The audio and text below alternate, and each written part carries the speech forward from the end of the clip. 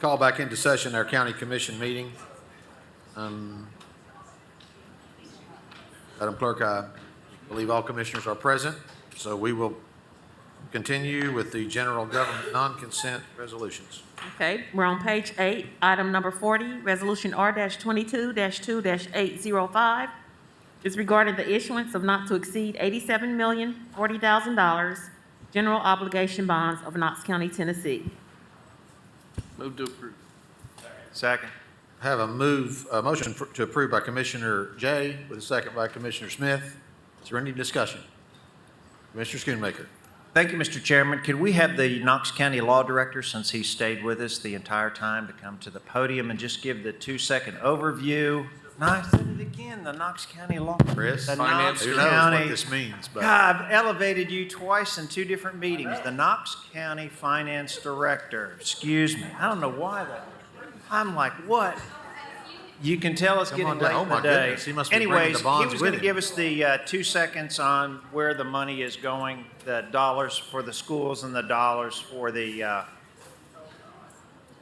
capital plan. No, I'm not. come on down, Mr. Caldwell. Come on, Law Director. Just looks like a lawyer. No. So the $87 million bond issue is basically $28.7 million of county projects and $58.3 million of school projects. And that includes $4.5 million of 5-year major equipment money. And so we hope to go to market probably early April. And so maybe to mid-April. We'll start ratings calls in March with Moody's and S&P and update them and see what they could come back with and go to market for some 20-year fixed-rate bonds. Thank you, Director Caldwell. Thank you, Mr. Caldwell. We have a motion on the floor by Commissioner Jay with a second by Commissioner Smith to approve. This does require a roll call vote. Is there any further discussion? Commissioner Daly, your light is on, sir. Oh, thank you. Roll call vote. Madam Clerk, please call the vote. Commissioner Durrett? Aye. Commissioner Durrett votes aye. Commissioner Smith? Aye. Commissioner Smith votes aye. Commissioner Ward? Aye. Commissioner Ward votes aye. Commissioner Schoonmaker? Aye. Commissioner Schoonmaker votes aye. Commissioner Hill? Commissioner Hill votes aye. Commissioner Bustler? Aye. Commissioner Bustler votes aye. Commissioner Beeler? Aye. Commissioner Beeler votes aye. Commissioner Daly? Commissioner Daly votes aye. Commissioner Jay? Aye. Commissioner Jay votes aye. Commissioner Biggs? Aye. Commissioner Biggs votes aye. Commissioner Lundy? Aye. Commissioner Lundy votes aye. All members present voting aye. Vote is 11-0, and that item passes. Madam Clerk, next item, please. Item number 41 is R-22-2-806. It's authorizing the issuance of general obligation bonds of Knox County, Tennessee in the aggregate principal amount of not to exceed $87,040,000 in one or more series, making provision for the issuance, sale, and payment of said bonds, establishing the terms thereof and the disposition of proceeds therefrom, and providing for the levy of taxes for the payment of principal of premium, if any, and interest on the bonds. Motion to approve. Motion to approve by Commissioner Schoonmaker with a second by Commissioner Smith. Is there any discussion of this item? Seeing none, Madam Clerk, please call the roll. Commissioner Smith? Aye. Commissioner Smith votes aye. Commissioner Ward? Aye. Commissioner Ward votes aye. Commissioner Schoonmaker? Aye. Commissioner Schoonmaker votes aye. Commissioner Hill? Commissioner Hill votes aye. Commissioner Bustler? Aye. Commissioner Bustler votes aye. Commissioner Beeler? Aye. Commissioner Beeler votes aye. Commissioner Daly? Aye. Commissioner Daly votes aye. Commissioner Jay? Aye. Commissioner Jay votes aye. Commissioner Biggs? Commissioner Biggs votes aye. Commissioner Lundy? Aye. Commissioner Lundy votes aye. Commissioner Durrett? Aye. Commissioner Durrett votes aye. All members present voting aye. Vote is 11-0. That item passes. Madam Clerk, next item, please. It's number 42, Resolution R-22-2-902, authorizing the Knox County Law Director to hire expert outside counsel to assist the Law Director in all litigation regarding mask mandates. Madam Clerk, Chair will entertain a motion. Motion to approve. Motion to approve by Commissioner Ward. I'll second that motion from the chair. Is there any discussion? Mr. Bustler? Thank you, Mr. Chair. We're authorizing some money to be spent. Now, let me ask why, okay? We have had this same issue that the governor of the state of Tennessee or the attorney general has argued before this same judge on mask mandates and was turned down by this federal judge. This judge was shocked to get one to put this in the hopper. And they could have done it here in Knox County, but they didn't. They did it in Greene County because they had some way of getting this judge to stop the county schools. That's number one. The Attorney General argued it there. The Attorney General argued the same thing in Middle Tennessee, and the judge turned him down there. And in Memphis, they turned him down there. The legislature passed legislation to do away with masks. And a judge in Middle Tennessee, a federal judge, stopped it there. Now, let me ask you, that was the Attorney General of the state of Tennessee. That was the legislature of the state of Tennessee. Now, I have not heard, and I'm using this from somebody else I heard this from, no lawyer ever stood up in any of our arguments that was placed to us to say, I can do it, or I have a way of getting this passed on. Second thing is,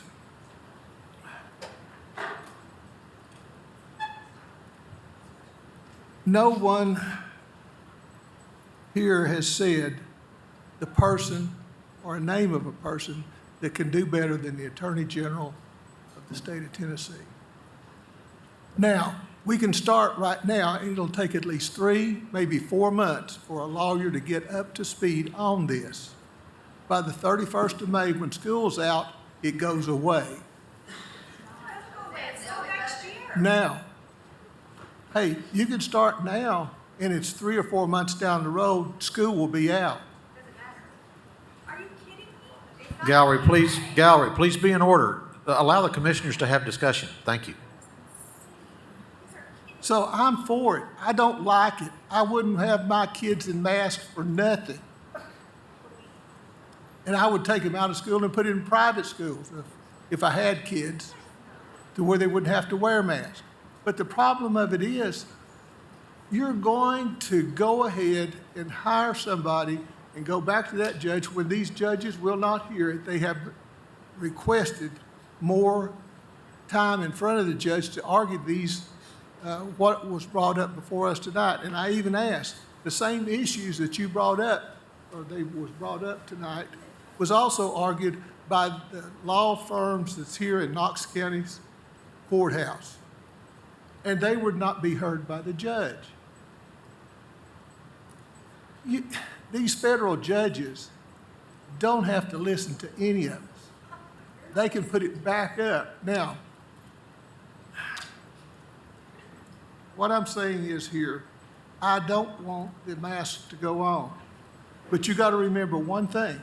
There was 4 people here in Knoxville that said they could control all the parents in Knox County. All we had to do is find a judge that would pass it and would stand up and not hear the case again.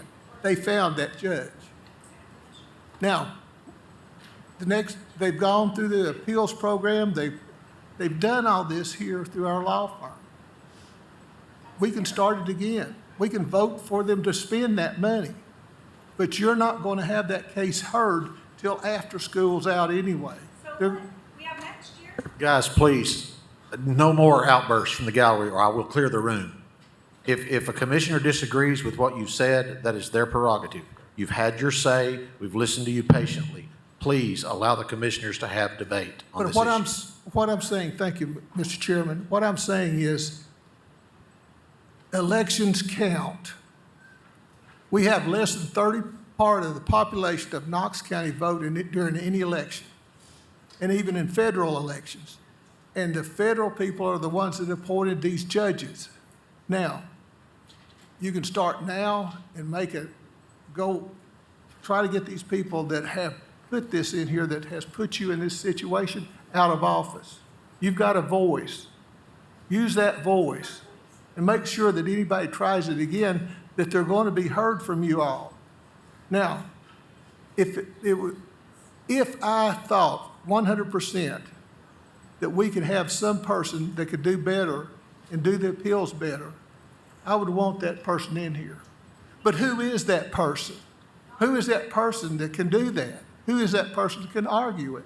And when you find them in any law firm, they're going to take 3 to 4 months before they can get it. And even if they get there,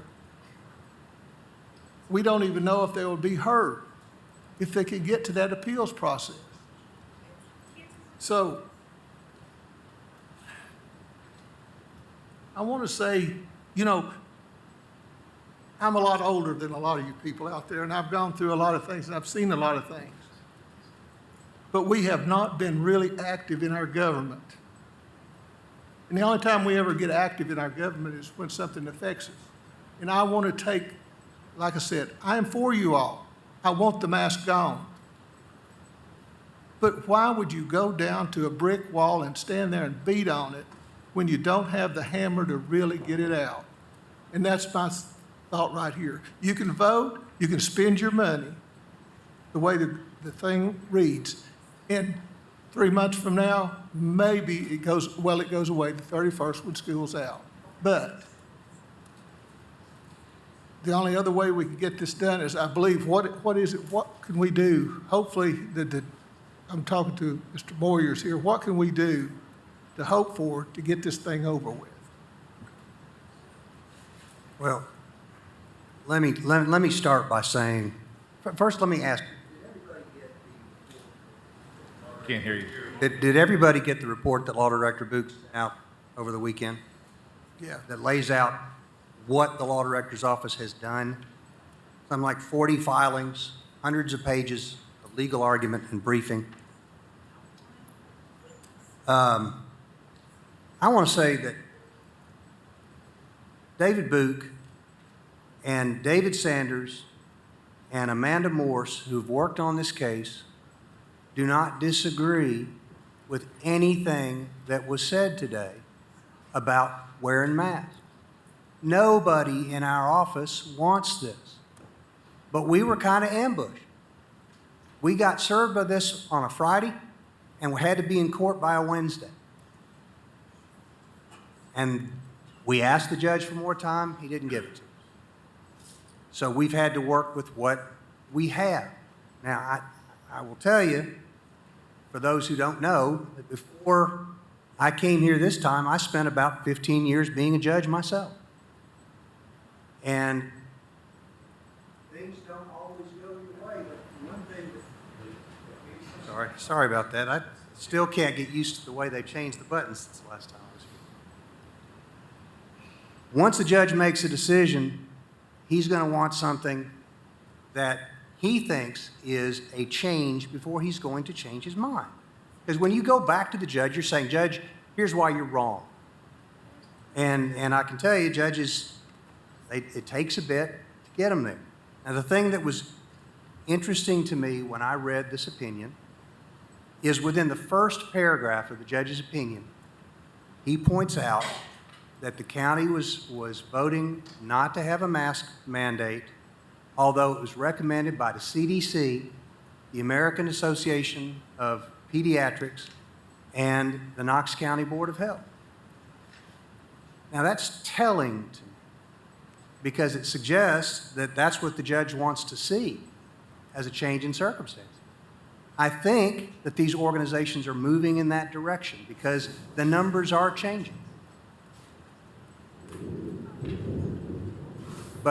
And I know that we are in the process, without talking too much, about going back to the court.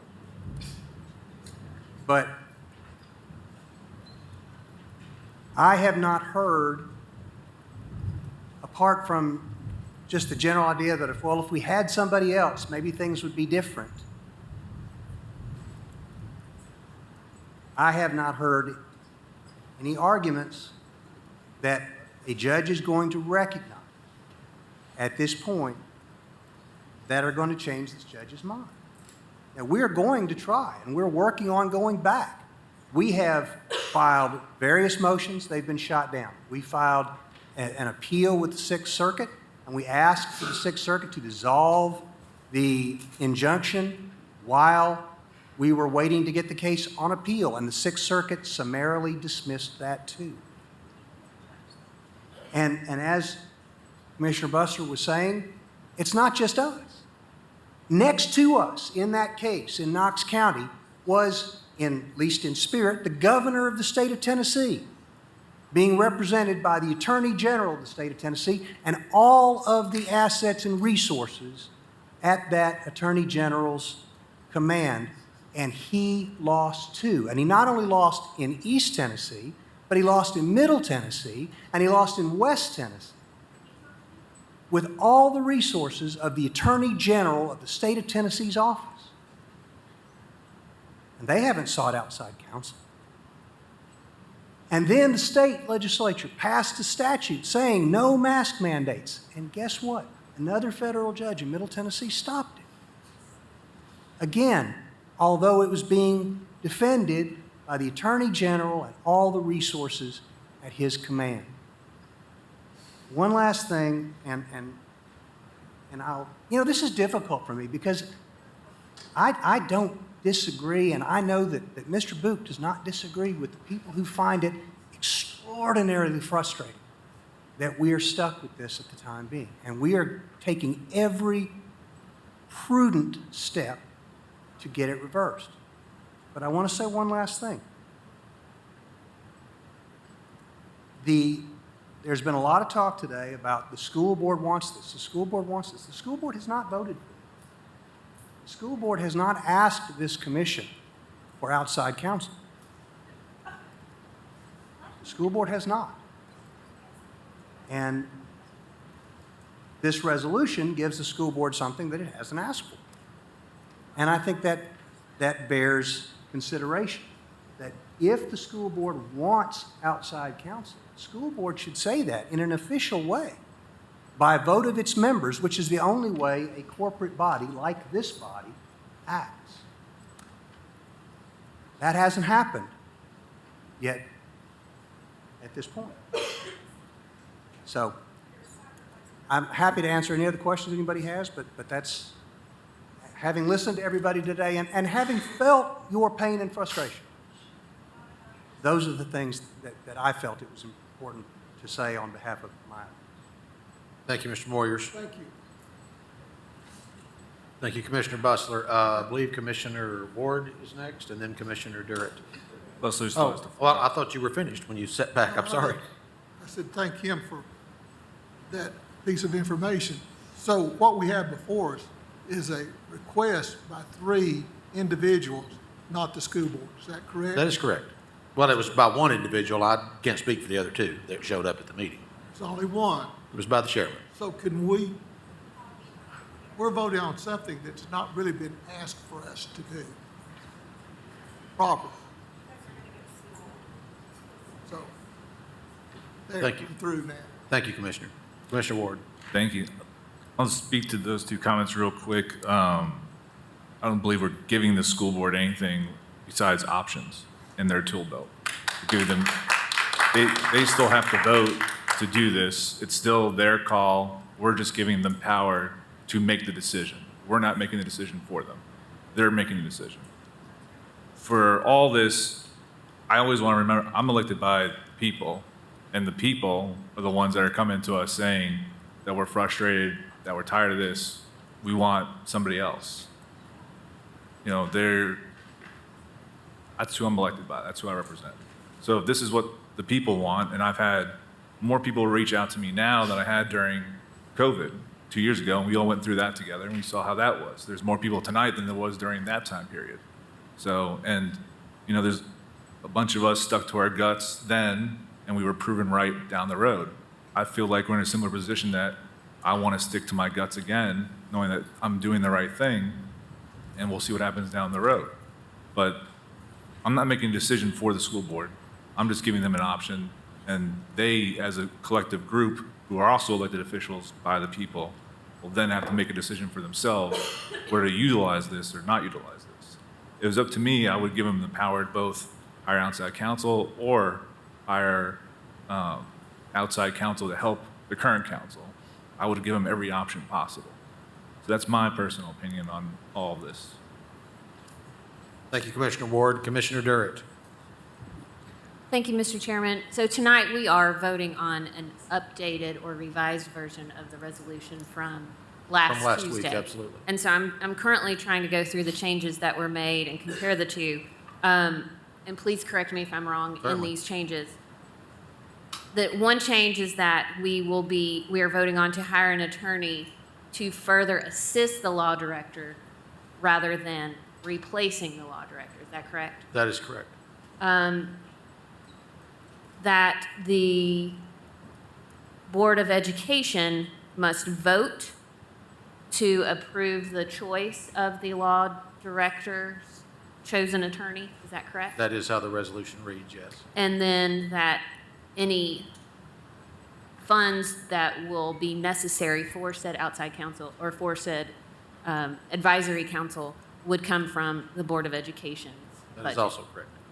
Those are, am I missing it? I don't believe there's another change, no. Will I mean, it go to the Board of Education to decide if they want to do this, or will it? No, absolutely. I believe there's a line in there that says that the resolution does not take effect unless and until the Board of Education approves it. That's correct. Yes. I was just Thank you, looking Ms. for Ward. that. I just see it where it says it won't take effect if they don't approve the chosen counsel. That's before that, I believe, Okay. Commissioner. I'm going to look back. I thought I had seen it, I just don't see it now. And so that was, Second. Thank you, Commissioner. yeah, that's, okay. Got it. So We do. Again, and kind of going off what Commissioner Ward says, one additional tool in the tool belt for this litigation that's before us. My support in this resolution is completely separate from the lawsuit against the Board of Education and the subject matter to which it pertains. Rather, my support for this resolution is solely based on the basic fundamentals of governmental operations and the separation of powers. I'm of the opinion, and based on my experience working for the city law department, that Knox County Law Department exists to represent various departments of Knox County government, that the Board of Education is an elected body, not necessarily a county department, and therefore should at minimum be given the authority to acquire separate counsel in legal matters if desired by said board and by full board's approval, especially in matters in which the law department may be in conflict of interest. And so that's why I will support this resolution. Thank you, Commissioner Durrett. Commissioner Hill. Thank you. Mr. Moyers, Yes, when does this order end, Judge Greer's? It is a temporary restraining order that will end when we have a hearing, well, either when the Sixth Circuit reverses it, or when we have a full hearing on a permanent situation, which the judge has not yet set. Okay. So it is not unreasonable to think that it could go into the next school year?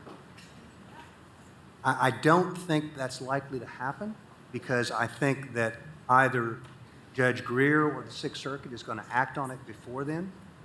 But can I say it's possible? Sure, it's possible. Anything is possible. Okay, thank you. I do note, and really not to sound redundant, that the resolution, we are authorizing outside counsel to assist. And it wouldn't make sense for outside counsel, if in fact this occurs, to be someone that I wouldn't think that the school board and law director could agree on, because after all, they're going to have to all work together. So you would hope that that would almost be without saying, but I get that should be in there. I strongly support what our mayor spoke to last week in just the additional bandwidth. Sometimes you just need a little more help. I can only imagine with our law department already having their hands full with your 10 or 12 attorneys trying to do everything you've done to defend and take care of Knox County government. And then heard Mr. Book say last week that all 10 of their attorneys have been working almost full-time on it. So at any rate, it's almost like I would hope that they would welcome the fact that this could happen. Also, the resolution does state that if this occurs through these other caveats, that Knox County schools will, in fact, carry the financial burden of it. So that is another thing that may, in fact, almost encourage our law department to accept other counsel in this matter. So I will be supporting this. Thank you, Commissioner Hill. Commissioner Jay. Thank you, Mr. Chairman. This has been an interesting discussion tonight, and I'm glad to have heard from our community.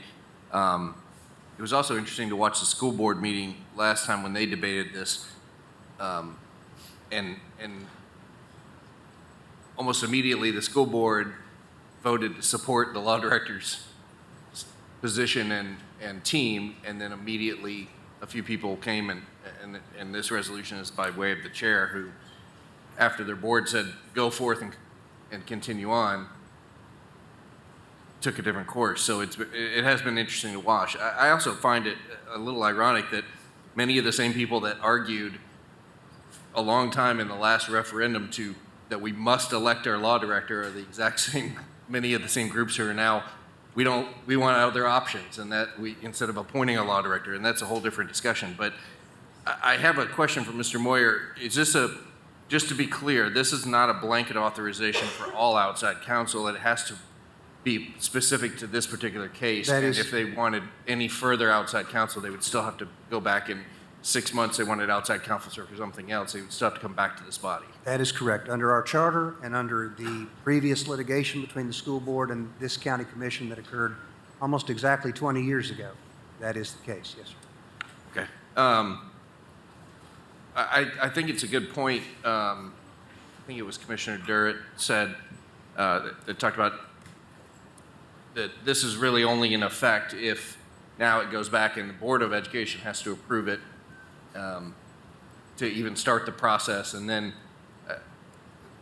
it is going to go back and forth and back and forth. So if they do this, if we do this, they're going to do that, then the law director's going to do that. I mean, it's probably going to be June or July by the time we get to who might be the council, but that's their decision. That's not our decision, so I understand that.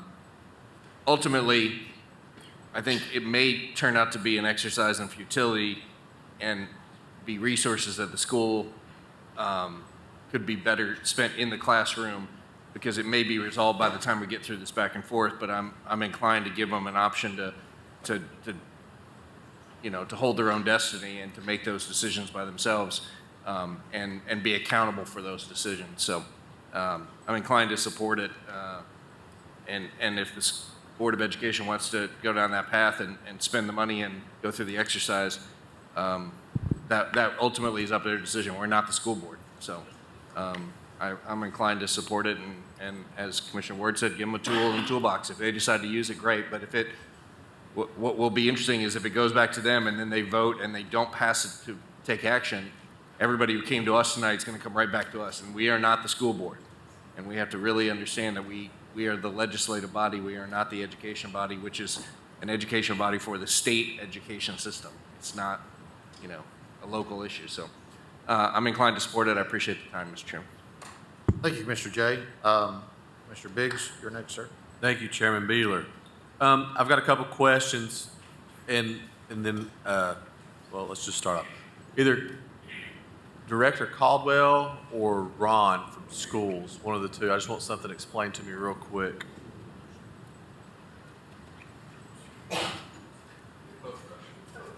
Yeah. Oh, Lord.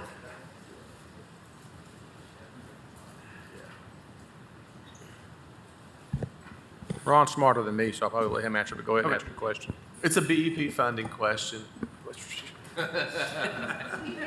It's going away.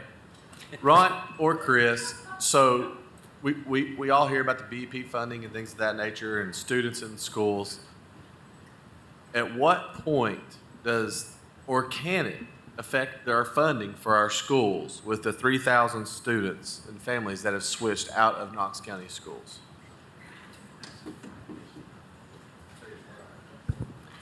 Thank you, Commissioner. If I understand your question, are you saying, will a reduction in enrollment? Yes. It does. I can't give you an exact figure because the BEP is so fluid with respect to, they don't fund it on a per pupil level. I mean, you can do a calculation at the end of the day, here's what my funding is versus, and these are my student, this is the enrollment and this is how much it would average. Yes, sir. So they don't really do it on total enrollment. They do it on components, within that BEP formula. But I can say, yes, a reduction in enrollment would correspond to less funding. Okay, that's the answer I wanted. And I'm good. I don't need your phone. Okay. So I just wanted that answer. And the reason being is because I have a major fear. We just heard minutes ago that if this doesn't get handled, that there is a possibility that it could go into next year's school year. And I do feel like if we see this possibility, that we will have a large exodus of kids go to private schools or go to other schools or go homeschool. And we just heard that it could and will affect the funding to our Knox County schools. So I'm reading the room, and I feel like we're all in agreement that we need to do this. And I'm glad that we're all in agreement that we need to do this. I feel like we've been fighting this fight for a little while. But there's one thing in the resolution that I don't see that I would like to see. It says, be it further resolved that this attorney shall have experience in cases involving the Americans with Disabilities Act and the Individuals with Disabilities Education Act. Is there anything that says that they have had prior federal law experience in federal court? Well, both of those are federal acts, So- so it kind of implies. Well, I guess that's. But, here's the thing. If this passes, and if the Board of Education passes it, we will work with the Board of Education to find somebody. We're not going to hire somebody off a billboard. We're going to find somebody Right. who can help. It- If that's what the commission decides to do. We're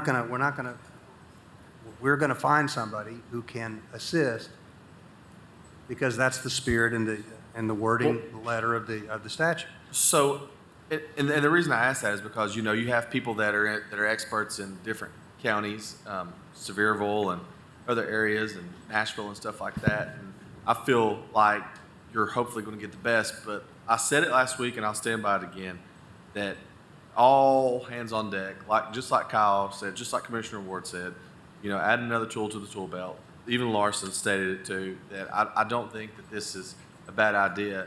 And from what I've heard you say tonight, you guys aren't really opposed to having more help. Like you're not saying, no, we don't want any additional help. You are just saying that you want to get to the end of this and see the light at the end of the tunnel is basically what I've kind of. The position of the Law Director's Office is, we do not believe that this is necessary. But if the commission wishes to do this, and if the Board of Education wants to do this, then we are at your service. Thank you. Thank you, Commissioner Biggs. Commissioner Daly. Thank you, Mr. Chair. I talked to Director View last week, and I think we all know that he is not giving up his case. So the school board and the parents need to know that this is be an advisory position to the school board, or to the law department, to the law department. It will be advisory. They will not be taking over the case, because he's not going to give it up. So just keep in mind that it's an advisory, it will be an advisory position. Will it help? I don't know. Will it hurt? Probably not. So we'll leave it up to the school board to decide which way they want to go, but just keep in mind that it's an advisory position only, okay? Thank you, Commissioner Daly. Recognize Commissioner Schoonmaker, and obviously if anyone else wants to speak, I would like to make the final comment or two as the sponsor of the resolution. Thank you, Commissioner Mr. Chairman. I'm glad that the resolution gives the opportunity now to the Board of Education to hire or not to hire legal counsel. I think that's a smart idea. I had one email that came into me earlier in the week, and very heartfelt comments. And like many of you, I was like, okay, well, who's an attorney that's an expert in ADA issues? So I threw that back to this parent, and she came back with a name of somebody here locally. But then again, the other name came from an attorney that's in Pennsylvania. So in a way, that's kind of out of the question because they're not familiar with the way, Tennessee law works and all that. But anyways, I thought it was interesting that the attorneys that filed the suit against Knox County, Justin Gilbert, who's the lead attorney, he has his office in Knox County. But his co-counsel, what's the second term of an attorney? Co-counsel? Okay, co-counsel, Jessica Salonis, she's from Jackson, Tennessee. So they've found somebody still in Tennessee, but not in Knox County, that was able to help them initially with this lawsuit. And of course, as a parent of now 2 grown children, I was really taken by the public outcry, not only what we heard tonight, but what we've gotten from texts and emails and phone calls. And I really hated that parents who have been big supporters of Knox County schools have now had to remove their children from their classrooms and their friends. And if I'm looking at the numbers, we've lost 5% of our student population now that has gone to private schools, homeschooling, whatever, that they're not in Knox County schools anymore. And that's a very disturbing number to me because that's huge. So I think I'm in agreement with everybody else. I think we need to give the Board of Education the opportunity, if they wish, to hire or not hire an attorney to assist the law director's office. Thank you, Commissioner. Commissioner Lundy. Thank you, Chairman. I guess I just feel compelled just to speak on why we be voting yes for this resolution. Doesn't mean that I agree with the judge or disagree with the judge, but I do believe that people have the right to advocate for what they believe in. But I do want to say this. COVID, no one asked for this. No one asked for the mask. We didn't know this was coming. And I'm just ready for us to come together. No matter what happens with this, I hope we still focus on our kids learning in a positive environment, and everyone has the opportunity to learn. And let's not forget that this situation, we all have lessons that we have learned.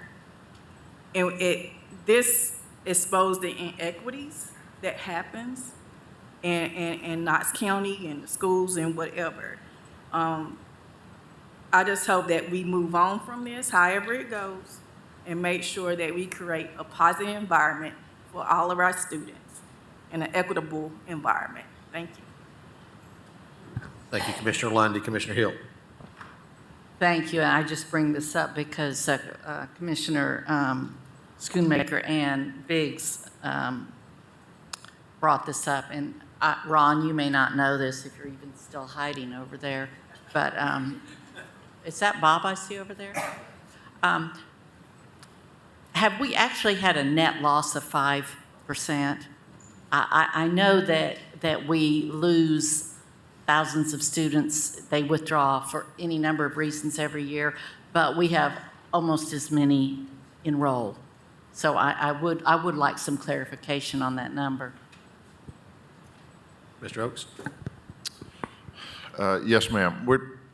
I want to talk about a number I know something about, and it's not it's not withdrawals. When you look at withdrawals, like you alluded to, you have to look at enrollments as well, so you have to look at a net number. I haven't looked at that. What we do look at every day is our enrollment. And and I'm just going to use a general number because I don't remember it specifically off the top of my head, but our enrollment in September was slightly over 59,000. Our enrollment today, I believe, is slightly less than 58,000. So that's what we're looking at. You know, those are real numbers that we count every day. Thank you, and I don't say that to dispute, just merely, sometimes there's another side to the number that is not included in the net. Thank you, Commissioner Hill. Commissioner Lundy, your light is still on. Did you? Okay. Commissioner Daly. Hey, Russ, can I follow up on that?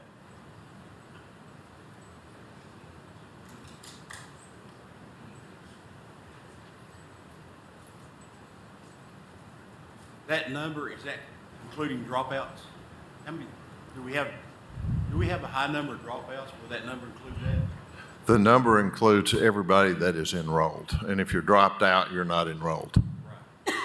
Is that a high number, though? It's, you know, it would be. I think if you look in previous years, our enrollment it will drop off a little bit from the beginning of the year to the end of the year because you'll have early graduates, and then we'll have the numbers get cleaned up, and as they get cleaned up, there's usually a drop in that number rather than an increase in that number as we clean it up at the beginning of the year. So we may lose, you know, 600 or 800 throughout the year. You generally pick it up and make it up during the enrollment in the next year, though, because of the way kids graduate and leave throughout the school year. So, you know, it's a higher number than we would normally see, but it's not 5%, I don't think, of what we're talking about. It's about 1,300 students is what we're talking about. So that's 2.5% or something like that, I think. But you're asking me to do math in public, and, you know.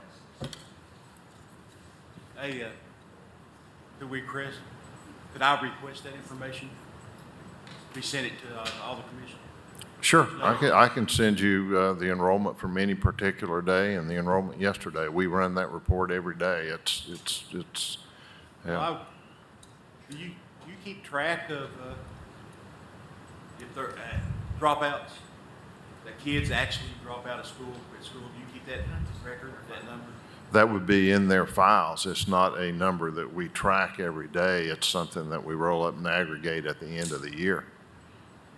Well, if it's easy for you to punch a button, send it out. Appreciate it. Well, I can, you know, I've got an email sitting in my box right now with the enrollment every day from the beginning of the school year till today. Yeah, so I'll be happy to send that to you. Thank you, Mr. Oaks. Commissioner Smith, did you have a clarifying question? Yes, Russ. I guess my question is, you know, it's easy to get the enrollment number, but what I'm really wondering is with the growth we've had, are those the same kids? You know what I'm saying? Are we? Well, I can tell you they're not. How many school-age kids have moved into the Knox County area in the last year? Because you also have to weigh that against what our enrollment numbers are. Well, that's what we were talking about with Ms. Hill's question. When you talk about withdrawals, we also have enrollments, and then you have to get to a net number. That is not something that we look at or manage on a daily basis. Those are numbers that we can get to and massage over time, but it's not one that I can. It's not a report that we run. We would have to create several reports and work You just through mainly do the daily enrollment to send into the state, right? I'm sorry? The daily enrollment attendance to send into the state. Okay, we'll do that. Thank you, Commissioner. Commissioner Bustler. Thank you, Mr. Chair. Mr. Moyers, I'm going to ask you a question here. If you are hiring somebody specifically for a case like this, like I mentioned, the Attorney General and all the resources that they have behind them, you would not be hiring one person. You'd probably be hiring a specialist that has a law firm behind them, correct? That is a reasonable assumption, yes. Because you want the best. And so you want a firm that is completely vetted in this type of litigation. You've also got to, There would be no point in doing less than that, yes. and then you would have to have somebody that's maybe not that person, but another person to argue that case before the judge, because there's certain lawyers that can argue better in front of appeals court, correct? It's possible. Like I said, I don't want to speculate too much. Okay, and the way that this thing is read right here, the school board is going to give, or we're going to give a recommendation to the school board of the lawyer we're going to hire, right? That's correct. So you're going to try to hire the best, right? That is correct. And it's going to be on their dime, right? That is correct. So you're going to be looking for a real good law firm. We're going to be looking for somebody who fits the bill. As you say, not off of a billboard, which you're talking about big bucks. And they'll sign a contract that you'll have to pay for, even if you don't get it before the end of the year. But if you want to give them that quill, that's fine. I'll be happy to support that. I want it over with soon, but it's not going to be over with soon. And that's one thing you've got to realize. It will not be hired one day and over the next day. And it does depend upon the judges. So that's my concern right here. I don't like it. I don't want it bask in the schools, but are we going to spend that kind of money when we've already got to a certain point? All right, but we do have a motion on the floor. I want to make one final comment on it as the sponsor of the resolution, and then I'm going to call the vote. The purpose of this resolution is simply for this commission to authorize the school board to ask the law director to hire outside counsel if the school board votes to do so. Not one penny of Knox County's money is going to be expended unless the school board votes to do this. And I agree with Commissioner Durrett that the other significant elected body in Knox County should have that authorization. So the motion is properly before us. All in favor, please say aye. Aye. Any opposed? That motion carries.